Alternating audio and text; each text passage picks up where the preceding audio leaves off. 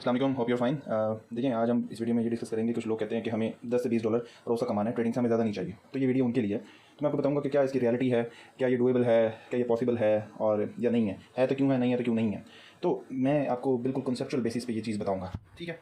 अच्छा, देखें, first of all आपको मैं एक चीज़ क्लियर कर दूं कि जो ट्रेडिंग है ना, इसमें ज़रूरी नहीं कि हर बंदा एक ही रीज़न की बेस पे ट्रेड ले, ठीक है। हर बंदे की ट्रेड लेने की रीज़न डिफरेंट हो सकती है, ठीक है। तो उसको हम आसान लफ्ज़ों में कहेंगे स्ट्रैटेजी, ठीक है। हर बंदे की स्ट्रैटेजी डिफरेंट होती है, ठीक है। और हर स्ट्रैटेजी में डिफरेंट कन्फर्मेशन होती है ट्रेड लेने की। अब जैसे मिसाल के तौर पे ये फेवरेट ट्रेसमेंट स्ट्रैटेजी है, ठीक है।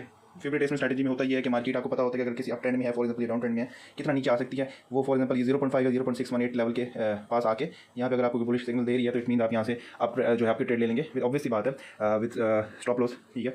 तो लेकिन इसमें हमेशा प्रोबेबिलिटी की बेस पे हम ट्रेड लेते हैं। ऐसा नहीं है कि अगर मेरे पास स्ट्रैटेजी है तो उसमें मुझे 100% रिटर्न मिल सकता है, 100% वो विनिंग होगी। हमेशा जो स्ट्रैटेजीज होती है ना, उनमें एक्सपेक्टेशन की बेस पे ट्रेड ली जा सकती है, ठीक है। 50 to 60% विनिंग रेशो होती है। मिसाल के तौर पे आप किसी भी स्ट्रैटेजी को यूज़ कर रहे हैं तो 50 to 60% विनिंग रेशो है उसकी। इसका मतलब उस स्ट्रैटेजी की बेस पे 5 से 6 ट्रेड्स में आपको प्रॉफिट हो सकता है, बाकी में स्टॉप लॉस हिट हो सकता है, ठीक है।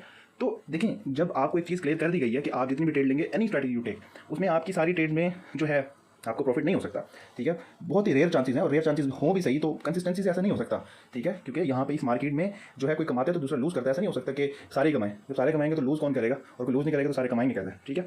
तो देखें, बात ये कि किसी भी ट्रेड में आपको 100% गारंटी नहीं होती। जब आपको किसी ट्रेड में 100% गारंटी नहीं, आप कहते हैं जी मुझे ज़्यादा ट्रेड्स नहीं करनी, मुझे दिन की एक ट्रेड करनी है, ठीक है। आप कहते हैं जी मेरा 10-20 डॉलर रोज़ का बने, ठीक है। तो आपके 10 दिन आपने ट्रेड्स की हैं, और उसमें से हमारी स्ट्रैटेजी की विनिंग रेशियो 50 to 60%, इसके बाद 5 से 6 दिन आपको प्रॉफिट हो सकता है, उसमें लॉस के रेस भी आएंगे। तो ये कॉन्सेप्ट बिल्कुल गलत है कि आप ये कहें कि जी मुझे रोज़ का 10 से 20 डॉलर कमाना है, मुझे ज़्यादा नहीं कमाना। देखें, जब भी आप 10 से 20 डॉलर की एक्सपेक्टेशन रखेंगे ना, ठीक है, तो आप कहेंगे जी मुझे, आपने अपने माइंड में बना लिया कि जी ये तो होगा ही होगा। अगर लेट्स सपोज ये नहीं होता तो ऑब्वियस सी बात है फ्रस्ट्रेटेड होंगे, ठीक है। फ्रस्ट्रेशन जब होगी, क्योंकि ये आपने रियलिस्टिक अपनी एक्सपेक्टेशन तो रखी भी नहीं है। जब एक रियलिस्टिक चीज़ की एक्सपेक्टेशन आपने नहीं रखी हुई, ठीक है, तो जाहिर सी बात है वो जब होगी नहीं, आपको नज़र नहीं होते हुए नज़र नहीं आएगी, तो आप फ्रस्ट्रेट होंगे ना। तो उसमें फिर ये होगा कि जब आपने कहा जी 10 दिन ट्रेड की मैंने, ठीक है, रोज़ मुझे प्रॉफिट हो रहा है, तो 10 दिन में आपको, ठीक है, 5-6 दिन ही प्रॉफिट हुआ है। जाहिर सी बात है आपको वो लॉस जो है ना वो तो बहुत चुभेगा, ठीक है, क्योंकि आपने तो उसको कभी एक्सपेक्ट ही नहीं किया था, ठीक है। तो जाहिर सी बात है फिर आप उस लॉस को रिकवर करने के लिए ओवर ट्रेडिंग करेंगे। जहाँ आपने दिन की एक ट्रेड लेनी थी, ठीक है, आप वहाँ पे 2-3 4 ट्रेड लेंगे, और चांसेस ये हैं कि उनमें थोड़ा थोड़ा लॉस भी हो। तो पहले वाले लॉस की वजह से भी आप ऑलरेडी फ्रस्ट्रेट हो चुके होंगे, तो थोड़े थोड़े लॉस में इनको क्लोज कर देंगे, तो आपका लॉस इस तरह बढ़ता जाएगा, ठीक है।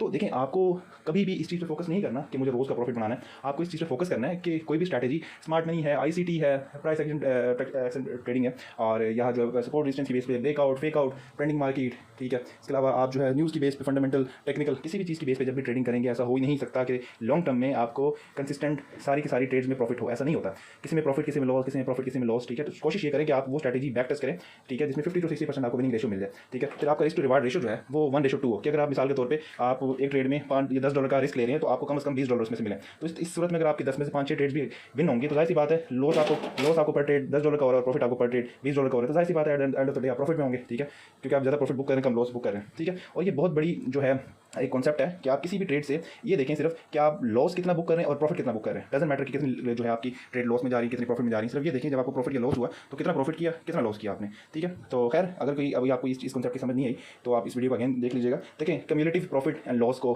टारगेट करें, नेट प्रॉफिट को टारगेट करें, नेट प्रॉफिट या नेट लॉस को, ठीक है। आप ये देखें कि जी मैंने महीने में फॉर एग्जाम्पल 20 ट्रेड्स ली हैं, तो उसमें से मेरी कोई 5-6 ट्रेड में लॉस हुआ है, 8-10 ट्रेड में मुझे प्रॉफिट हुआ, at the end of the day मुझे कितना, at the end of the month मुझे कितना प्रॉफिट या लॉस हुआ है। ये नहीं देखना कि एक दिन में मुझे कितना प्रॉफिट या लॉस हुआ है। आपने ये देखना कि एक महीने के एंड में मुझे सारे प्रॉफिट लॉस प्लस माइनस करके कितनी बचत हुई है, ये कितना नुकसान हुआ है, ठीक है। बड़े बड़े ट्रेडर्स तो ईयरली बेसिस पे देखते हैं, ठीक है, कि क्योंकि उनका ये भी होता है कि किसी मंथ उनका जो पोर्टफोलियो है वो 2-3-4% माइनस में क्लोज होता है, ठीक है। किसी जो है मंथ में उनका 5-7-10% प्रॉफिट में क्लोज होता है, तो उसको प्लस माइनस करके ईयरली एक फिगर निकलता है जो ज़्यादा से ज़्यादा 30 से 40% जो है रिटर्न के साथ वो शो होता है, अगर उनकी स्ट्रैटेजी 50 to 60% वर्क कर रही है। बड़े बड़े ट्रेडर्स जो है अपनी पोर्टफोलियो मिसाल के तौर पर $1000 है, तो उससे साल में ज़्यादा से ज़्यादा 300 से 400 डॉलर बना सकते हैं। $1000 से एक साल में 300 से 400 डॉलर। तो आप ये कैसे एक्सपेक्ट कर सकते हैं कि मैं डेली का जो है ना 500, 700, $1000 लगा के रोज़ का 20-30 डॉलर बनाऊंगा, 10-20 डॉलर बनाऊंगा। तो ये तो मतलब कि बियॉन्ड रियलिटी एक एक्सपेक्टेशन है। तो इस एक्सपेक्टेशन से बाहर हैं अगर आप वाकई ट्रेडिंग से अर्निंग करना चाह रहे हैं, ठीक है। जब तक आप रियलिस्टिक नहीं रहेंगे, ट्रेडिंग में कभी भी अर्निंग नहीं की जा सकती। ट्रेडिंग ऐसी चीज़ नहीं है कि पैसे डाले और आप समझेंगे बस हमने एक जगह पे पैसे डाल दिए और पैसा ही पैसा होगा, ऐसा कुछ नहीं है। ट्रेडिंग में रियलिटी बेस्ड अगर आप ट्रेडिंग करेंगे, आप रियलिटी बेस्ड जो है रिटर्न को टारगेट करेंगे, महीने का 10-15% मैक्सिमम, ठीक है, तो तभी आपकी अर्निंग हो सकती है। वरना आप ज़्यादा प्रॉफिट के चक्कर में ज़्यादा ट्रेड करेंगे, पर ट्रेड ज़्यादा रिस्क लेंगे, ठीक है, और उस सूरत में फिर जाहिर सी बात है जब आपका थोड़ा बहुत भी, क्योंकि आपने लॉस का तो सोचा नहीं, आप तो सोचते हैं सिर्फ प्रॉफिट ही होगा, लॉस का आपने सोचा नहीं। तो इस सूरत में आपका फिर लॉस जब होगा फिर आप फ्रस्ट्रेट हो जाएंगे, फिर आप ओवर ट्रेडिंग करेंगे, लॉस रिकवरी के पीछे लगे रहेंगे। तो at the end of the month या आपका जो अकाउंट है वो या तो बहुत डिक्रीज हो जाएगा या वॉश हो जाएगा, ठीक है। तो जो कि ऑब्वियसली बात आप नहीं चाहेंगे। तो ट्रेडिंग जो है ना वो एक साइड असल नहीं है, ट्रेडिंग एक प्रॉपर करियर है, ठीक है। अगर कोई भी इसको करता है तो इसको प्रॉपर फोकस के साथ और प्रॉपर रिकॉर्ड मेंटेन के साथ किया जाए। ये ना हो कि आपने हवा में ट्रेडिंग ली, जो भी ट्रेड लें उनका प्रॉपर जर्नल मेंटेन करें कि कौन सी ट्रेड ली, कब ली, किस प्राइस पे ली, कितना जो है उसमें मैंने लेवरेज लिया, ठीक है, और प्रॉफिट में क्लोज हुई, लॉस में क्लोज हुई, कहाँ पे क्लोज की, कितनी रेशो हमें मिली, कितनी जो है रिस्क टू रिवार्ड मिली। तो ऐसे ट्रेडिंग करेंगे तो आप प्रॉफिटेबल हो सकते हैं। वरना ये होगा कि 2 4 5 ट्रेड में आपको प्रॉफिट होगा तो छठी सातवीं ट्रेड आपको पूरा अकाउंट वॉश कर देगी, ठीक है, अगर आपने हवा में ट्रेड लेना शुरू कर दिया। आई होप आपको ये वीडियो इन्फॉर्मेटिव लगी होगी। अगर आपको थोड़ी सी भी इससे लर्निंग मिली है तो मेरे चैनल को जरूर सब्सक्राइब करें, फिर वॉचिंग ऑन यूट्यूब, और अगर टिकटॉक पर देखें तो मुझे फॉलो करें, और ताकि मैं मोटिवेटेड रहूँ और मज़ीद ऐसी वीडियो बनाता हूँ। Thank you so much for watching the video.